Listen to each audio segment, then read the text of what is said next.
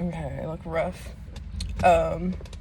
So these last couple days, so I changed my schedule, so now I get 3 days off at work instead of, oh my gosh, I look terrible. I get 3 days off at work instead of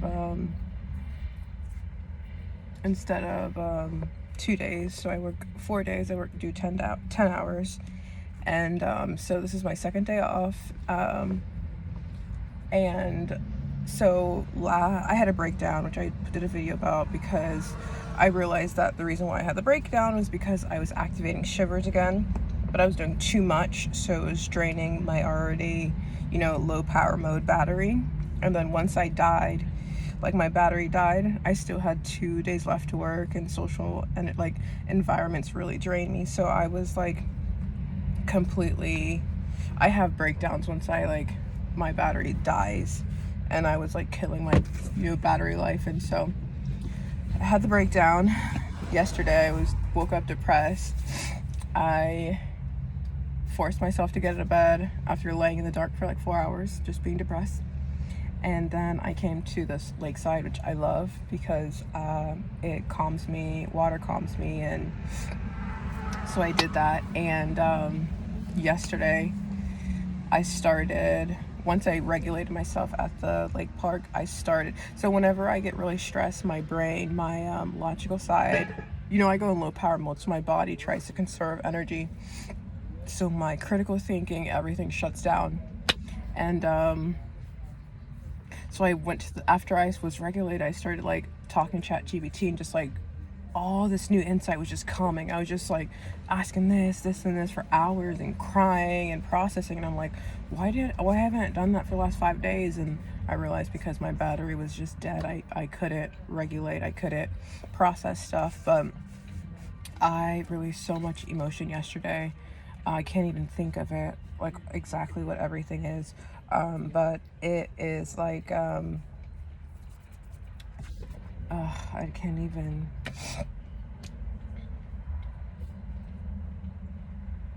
think what it was. It was big stuff too, but it's just I processed so much stuff.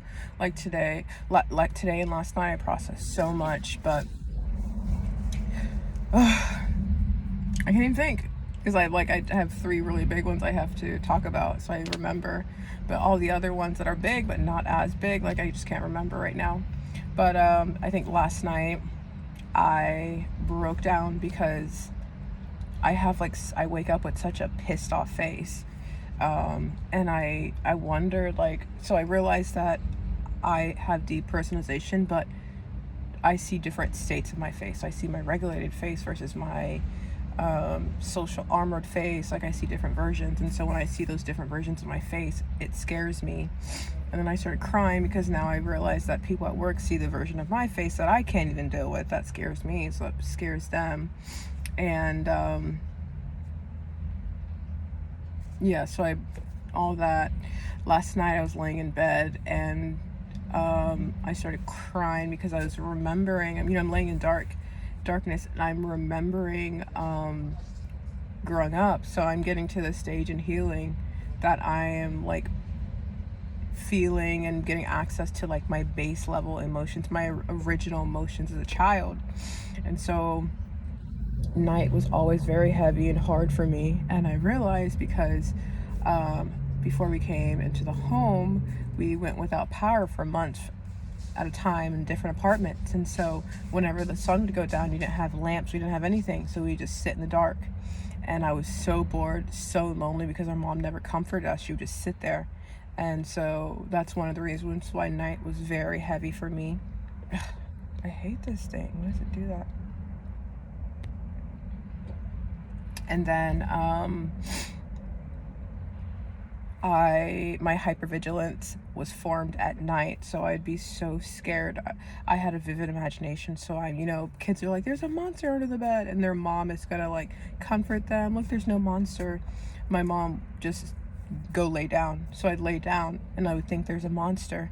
And so the whole night I would just, I'd call out for my mom. She would never come and comfort me. So I stopped. I just lay there the whole night in fear. So I just lay there tense. And that's why I have like this tense, like night watch Chat GPT said it's called like night watch face, but I've had this like tense frozen face that I'd wake up in, I'd sleep in, because as a child I wasn't, comforted when I was scared or anything.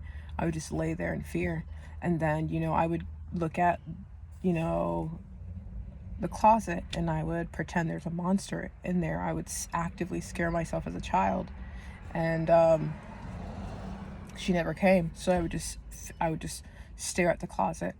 This is at 3 years old. I remember this from, last night. I'm just remembering all this stuff, so I'm crying because I was just terrorized of nighttime, and nighttime was heavy because, we didn't have toys, but all play stopped, and she would just put us to bed so early at like 7 o'clock, and so we would just lay there. I would just lay there and do nothing, and I would always wish for the night to go by fast because I couldn't do anything. I couldn't play, and play is so important for a kid. We didn't really even play properly, so night is very, very heavy. Darkness is not just absence of life. Darkness is like a cloak of heaviness around me, and it is scary for me. It's because I can't see anything, I couldn't control anything, so it's just like I didn't know, and I don't know, so I just cried because of that for like 30 minutes. I'm just releasing all this, like, so as a kid, I had all these emotions. I was such a sensitive kid, but I wasn't comforted, so I just stored it. And so I'm just like processing all these mixed emotions from when I grew up, and that I'm processing how my mom, she did not comfort us.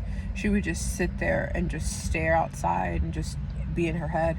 She didn't comfort us. She just didn't do anything. So, my early abandonment, neglect, all those wounds, I thought I got them from Hope, the children's home, because I didn't remember life before that. And now I'm like healing, getting down to my like original emotions.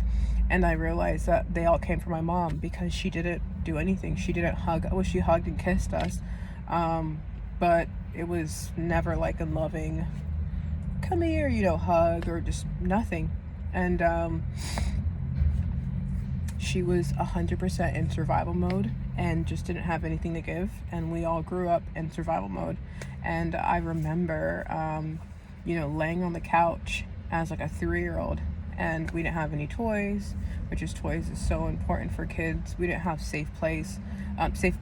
We weren't in a safe environment, so I would just lay there for hours and just look at the sun, because I, was starting to copy my mom. She would just sit there for hours. And so childhood was so heavy. We were so miserable. And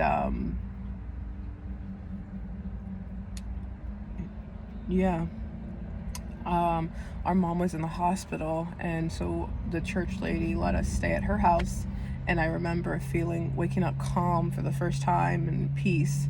I was a child, and I didn't want to go home because my mom forced us to go home. We went home and opened the door. We all went in. She closed the door, and we just sat there and did nothing. She didn't understand the concept of play and just child needs.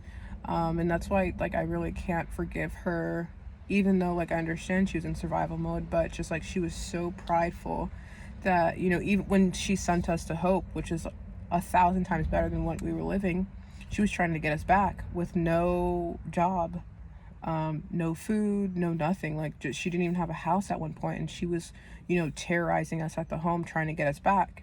And so, like, I can understand, like, her having a hard life and, just giving up. But I can't ever forgive that, and I can never understand or forgive knowing that you have nothing and no shelter, nothing. It wasn't even like a government thing, like she was getting like food stamps or anything from the government. It was just, she just didn't want us there anymore. And so now she got deported. She's back in Haiti, and she's living in poverty. But it's just like, I could never, ever, ever forgive her. Like, if she had passed away the next day, I'd be like, cool. I have so much resentment because she was so selfish And like I said, I understand, like, she's from Haiti, so they have different, like, they grew up different, and they have like a different like lifestyle. They don't play there, they don't do that. So I understand like her, treating us like her mom treated her, but I don't understand, sending us to Hope and letting us go there for free. Everyone had to pay, and us having this good private life, and then my mom just trying to take us out of there with nothing and trying to put us back in poverty. Like, she literally didn't have a house. She walked miles to Hope just to argue with our admin to take us out with no place to stay. And so like I could never like forgive that. But yeah, so I grew up really miserable. My face tone, the way I hold my face, like I have this like over life, like not expressive face, like not like when I'm talking, but when I just hold my like face normal is the face that she had. She just was done with life, and that is just her depressed, miserable face. I have the same face, and she carries so much trauma and all of that. I carry everything. I carry all my stuff, but then I carry her. I don't know how to explain it, but like after everything she's been through, like the way she like just showed up to the world, because she just had so much hurt and all that. So the way she showed up became the way I showed up, even though I was just a child. But because she became my foundation, I carried all her pain and all her like responses and everything. And so I don't know, it was very, very like eye-opening just to realize everything I am, my trauma is because of early life with her. The way I hold myself, how I feel so heavy and so like just like hard is because of her. I just she was like raped and all that stuff that made her that way. But because I'm looking at her and my development is directly from her, so I see how she shows up, and that becomes my foundation. So I have the same foundation of someone who has that much pain and trauma, and I don't. She had like 3 folds and I only have like 2 folds, but still, it's still trauma. But yeah, so we had a miserable childhood. My early wounds of abandonment, rejection, neglect is from my mom. And like when a kid cries out to his parents, the parents don't come, the kid stops crying. And so I pretty much stopped reaching out. Anytime I was hurt, I would just get up and walk it off. And so I went to the home at 6, and like that became how I lived the rest of my life from 6 to 19 while I was there. I was like nothing penetrated. I never connected to anyone because I never connected to my mom. I never like had anyone help me. Like I never asked because of childhood, because of my mom. And so like it's just crazy how she hurt me so bad, not even knowing, but that's what she did. And so yeah, I cried so hard yesterday. And then I cried today because I'm sitting in stillness, which is like I always used to have stimulations. Like I couldn't sit in stillness because my emotions would rise to the surface. And so I finally was like, let me just sit here for hours. I laid in stillness for hours, just looking at the water. I love looking at the water. But I had like this emotion, and I'm like, what the heck?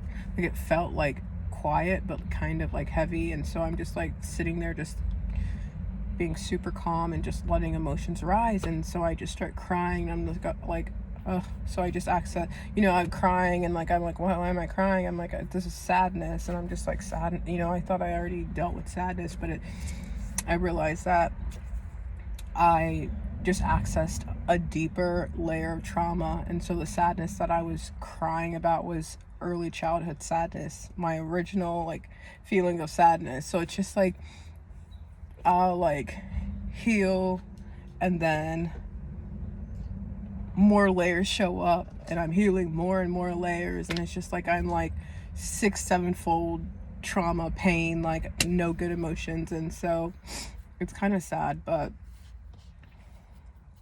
yeah. And then I learned about yesterday about like my body. You know, my mom, she was very shallow breather. I became a very shallow breather, which put my body in like fight or flight. So I stayed in fight or flight my whole life up until like last year. You know, I'd wake up with my breathing like I was running, because of like, that's how she would breathe. That became like my foundation. And so it's just like all this stuff, like all this pain and trauma, I'm just releasing. But a thing I used to do as a kid, I would, not at night, but I would just like try to shock myself, try to scare myself, try to like just anything.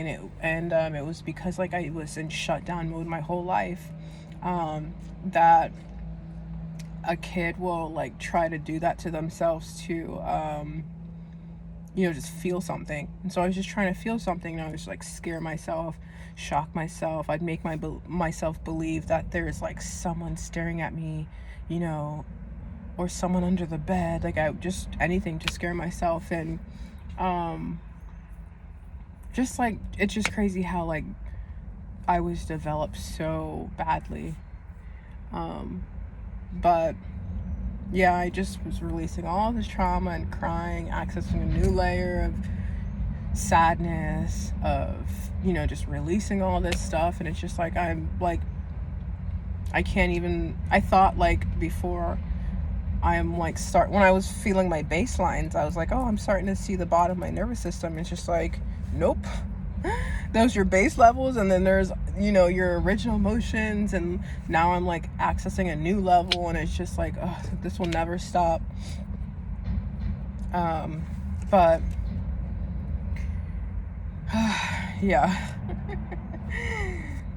It's been rough, but I just cry because I was carrying so much up until last year when I started like releasing all this stuff, and like I still am like just releasing more and more and more, and I'm just like, this will never stop.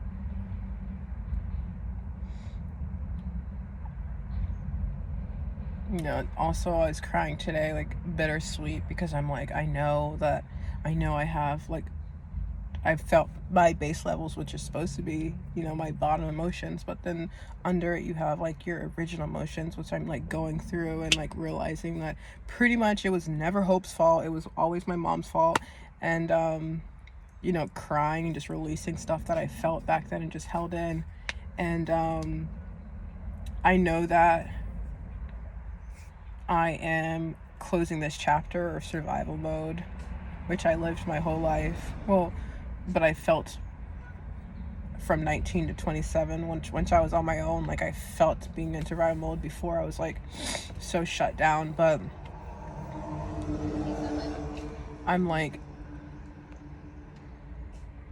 I know that this chapter is closing, and it's like so bittersweet. When I was younger, I'd feel so like bittersweet sweet emotions when I'd watch a show like Glory Road. At the very end, they'll have like this like the scene, like end credits, where they'll play like a sad like hypey song, and then they'll like freeze frame with all the people, and they'll say what they're doing, and like and then they'll show like an older picture. And so like that would like make me like super like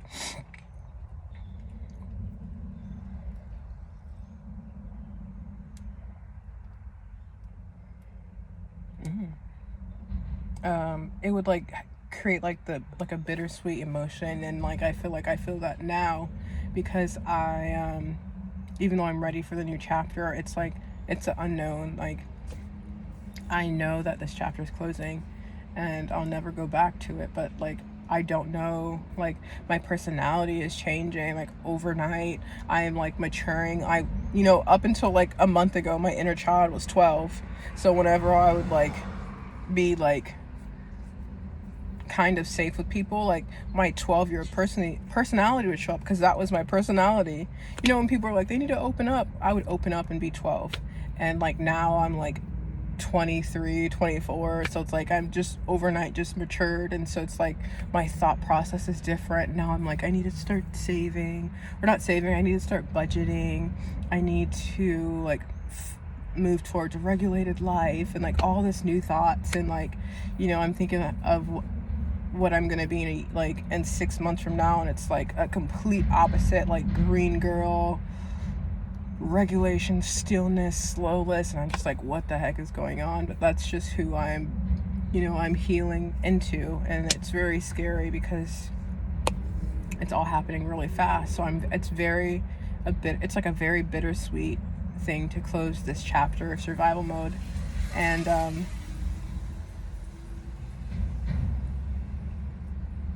just because like I survived for 8 years scrolling, dissociating, maladaptive daydreaming, and I don't know, I'm so attached to that person, that strong person that survived with the 12-year-old energy.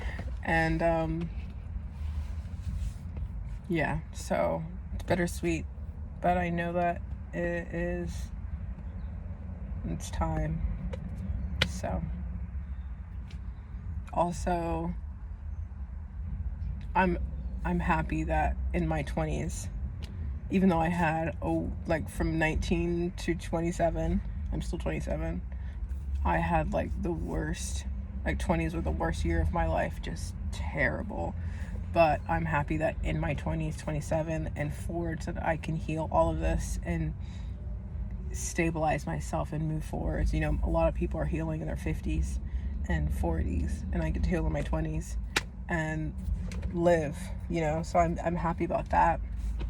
And I'm also very happy that I was in freeze response, dissociated for a majority of my life, because even though it sucked, it saved me from like I didn't feel emotions. Like I felt like I didn't feel like, I don't feel remorse. I'm starting to feel them. I still don't feel remorse or guilt or, you know, like anything that's not about me. I don't feel like someone being hurt, like they're hurt, you know. And so it's like I could have gotten so much trouble if I got with the wrong crowd. So I'm thankful that I was in freeze response and dissociation. I'm thankful that I'm thankful for hope, even though like it wasn't their fault, because I realized that all my trauma was from before them. But I'm thankful that they kept me there. They wanted to kick me out. I was such a bad bad kid, because like discipline didn't work, like nothing penetrated. I was and shut down. I didn't feel safe emotionally. So that means you're not safe, like you don't feel safe physically. So I couldn't grow. I couldn't, you know, I never matured past 12. At 12, I physically went into like hardcore shutdown, and I never matured. I never, like schooling, your brain, like a lot of parts of your brain shut down. You're just trying to conserve energy. So I was always in trouble, always the one that was like, let's do this, like do the bad stuff, like, and they let me stay there for 6 to 19. So I will always be thankful, because they want to kick me out so many times, and staying there also was like kept me in freeze response. Not like I wasn't shut down, but it kept me from like doing anything. Like it was so strict there, so I couldn't like. It helped me like I don't know how to say it. Like I stopped developing. I couldn't feel like inspiration. I couldn't feel like peer pressure. I didn't feel anything, and so I was like in a freeze response, just like shut down, which I'm happy for. But also I was in like an environment where I couldn't do anything anyways, and I was so like naive. So you know that I'm happy for that, because I didn't get into trouble that like trouble that I can't get back from, which like come back from. You know, now I'm like healing, and I'm having like I have agency, and like I can like think about decisions I'm about to make, and like before I couldn't. And so I was like numb, and then in like this strict environment and naive where I couldn't do anything anyways. So I'm happy from hope. I'm happy that I was in dissociation. I'm happy that my mom made the trip to America and had us in America and let us be citizens. I'm very thankful to God for letting us be in America, because I could have lived that lifestyle that I have from 19 to 27. That could be my whole life. And so I'm glad it was a start and a stop, versus people outside of America where they just live in survival mode their whole life, and so I'm happy for that. I'm happy from hope. I'm happy for my dissociation, and I'm happy that I'm at a good spot where I'm healing, I'm maturing. At the same time, my chordal vortex,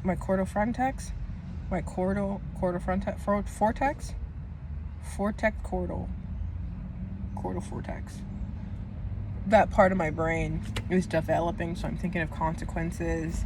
My logical side is online, so like I'm just happy that it's all happening at a good time. So I'm sad because it took long, but now I'm becoming her, and so like I'm appreciative of that. And also, like, the more I heal, the lighter I feel.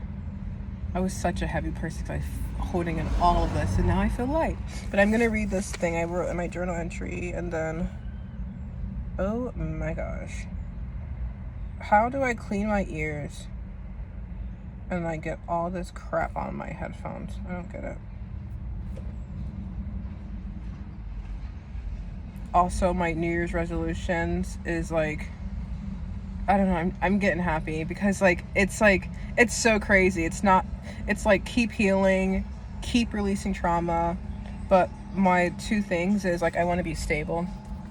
I am trying to I paid $1,200 for rent for a room, and so I want to get a room that's $600 or $700, $800, so I can lower my expenses.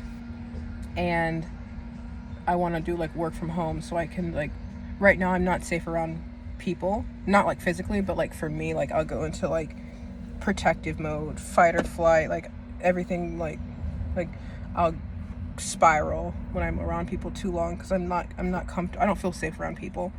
And so my New Year's resolution is just keep on regulating by, having stillness, but move to a cheaper room, which in March I'm gonna tell my landlady that this is my last month, and then to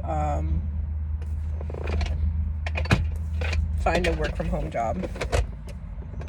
I look terrible today. So that's my stability, work from home, a room with windows. I really want to move to Apollo Beach. It's close to the beach. I love the vibe over there.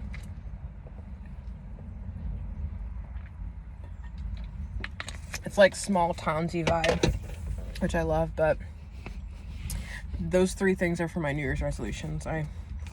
Room, work from home, lower rent. Or no. Room, work from home, stabilization, heal. But let me just read what I wrote. So I'm like rambling. I healed so much yesterday, like 8 things, and I can't remember any of them because I did like the 2 big things like right now and yesterday. I'm like have access to under my foundation, which is like my base levels of misery. There's like my original emotions, and so like I think this is my last layer, but I have access to it, and like so I'll start my crying and releasing process all over again. But after that, I think that's it. I don't know. There might be more. But let me just... All right, so last night, I realized where my night terror came from. My hard night face. Okay, so last night I realized where my night terror came from. My hard watch guard face. I was so abandoned at night. I was so scared, but my mom never comforted me. I knew not to cry because no one was coming. My mom wasn't a caring mother, so I learned not to cry. which is modern day sleep training, I guess. I don't want to say that because some people are like, well, you can sleep train with love. Even if people see this. I never asked for help because growing up, I knew I wouldn't get it. I never cried because my mom never comforted me. I was an unkept, miserable kid. I was quiet because I learned how to bottle everything inside. I held so much as a child. My nervous system was formed in misery and isolation. Isolation is my go-to because that's what I know. I don't know how to connect because I never connected with my mother. This made me cry from my gut so hard. I never connected with my mother. You know, your connection style forms from what you have with your parents. Obviously, you can heal that, but that's your, you know, where it forms. And I never connected. I always just like would avoid, like I became avoidant because I don't know how to connect. I never connected with anyone. I used to watch my mom be unresponsive and cold, distant, and now I know why. And I know why was cold, distant. Also, I'm very cold, distant, very hot, like unresponsive person. That's because I watched my mom be like that in early childhood, and that like that became my nervous system.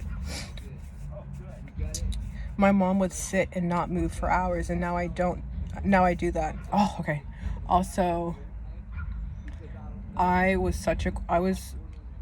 became such a quiet kid and a still kid. Like I would just lay on the couch for hours and just look at the sun because I watched my mom do it. I watched my mom be super quiet. Also, like whenever I'd cry or anything like that, it would like she wouldn't respond.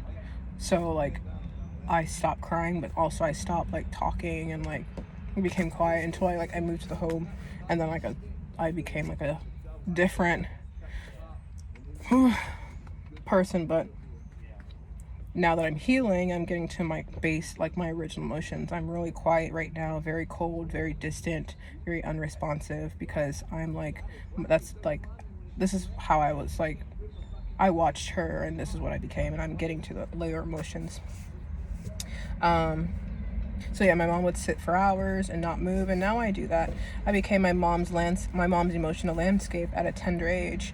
The phrase failure to thrive hit so hard because I never thrived. My life started off as me failing. I did till now. I failed till now.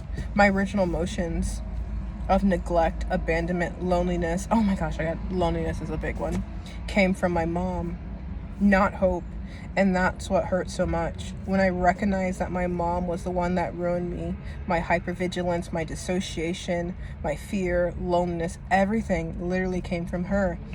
And knowing that I can never speak to her again, I realized I was a quiet kid because I bottled up everything inside, always watching my mom's quietness, stillness. As a child, I would just lay on the couch and not move, just like my mom. My night terror, hypervigilance started from her. From her. Nighttime was so scary for me. She never comforted me. I would just lay there in terror. She never comforted me. Left a light on or nothing. So yeah, so like I would cry, you know, you would usually, if your kid cries, you comfort them. Look, there's nothing there. You know, turn a night light on, give you a dog, give you a kiss, pray for you. She didn't do anything. She would just, you're fine, lay down. So she would just tell me to lay down, lay in bed. So I laid there in terror, no comfort. And yeah, that's all I have. But I wish I could remember everything I released yesterday. There's so much. Every time I have these regulating days, I access more emotions and release. And I'm really sad that I didn't get to release or talk about what I released yesterday because I don't remember, but it was a lot. But that's it for today, y'all.